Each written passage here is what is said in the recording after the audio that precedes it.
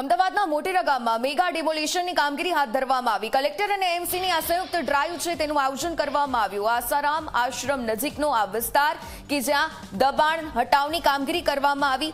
સરકારી જમીન પરના ગેરકાયદે બાંધકામ છે તેને હટાવવાની કામગીરી અમુક લોકોએ સ્વૈચ્છિક રીતે દબાણો દૂર કર્યા છે, જ્યારે ચુસ્ત પોલીસ બંદોબસ્ત સાથે શરૂ થશે આ ડિમોલિશનની કામગીરી। ડિમોલિશનની કામગીરી દરમિયાન 5 પીઆઈ, 1 એસીપી, 10 પીએસઆઈ અને 103 કોન્સ્ટેબલ પણ તૈનાત રહેશે।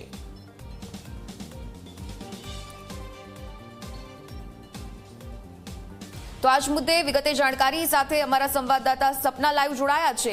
સપના, જે રીતે મેગા ડિમોલિશનની કામગીરી મોટેરામાં હાથ ધરવામાં આવશે, કઈ રીતે આ ડિમોલિશનની કામગીરી ચાલશે, કેટલા દિવસ દરમિયાન આ કામગીરી પૂર્ણ થશે, વિગતે માહિતી આપની પાસેથી જાણીએ। જી સપના।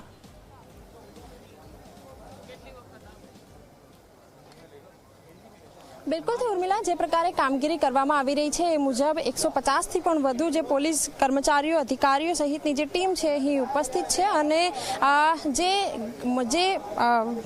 આશ્રમ છે, આસારામ આશ્રમ છે, એની આસપાસ જે ગામતળની જે જમીન છે, જે દિવાલો છે, તેને તરત સટીને આ જે ગામની જે જગ્યા છે ત્યાં ડિમોલિશન કરવામાં આવશે। પોલીસની ટીમ સાથે અમદાવાદ મહાનગરપાલિકાની ટીમ હોય કે પછી કલેક્ટરની ટીમ હોય, તમામ લોકો અહીં ઉપસ્થિત છે ને ક્યાંક ગામના લોકોનો થોડોક વિરોધ પણ સામે આવી રહ્યા છે। કેટલાક લોકોએ સ્વેચ્છાએ મકાનો ખાલી કર્યા છે, જગ્યા ખાલી કરી છે, તો કેટલાક લોકો હજી પણ વિરોધ વ્યક્ત કરી રહ્યા છે। અમદાવાદ મહાનગરપાલિકા વૈકલ્પિક ધોરણે તેમને જે જગ્યા આપી રહી છે એ જગ્યાથી તેઓનામાં સંતોષ નથી અને એ અસંતોષ સામે તમામ જે લોકો છે એવો વિરોધ પણ વ્યક્ત કરી રહ્યા છે। પરંતુ એની સામે પોલીસ એ પ્રકારનો પ્રયત્ન કરી રહી છે કે જે ગામના લોકો છે લોકોને શાંતિથી સમજાવી શકાય અને જે પ્રકારે સરકારી નિયમો છે એ પ્રમાણે જે જગ્યા છે એ ખાલી કરાવી શકાય એ પ્રકારની કામગીરી કરવામાં આવી રહી છે। પરંતુ બીજી તરફ જે ગામના લોકો છે એ લોકો વિરોધ વ્યક્ત કરી રહ્યા છે।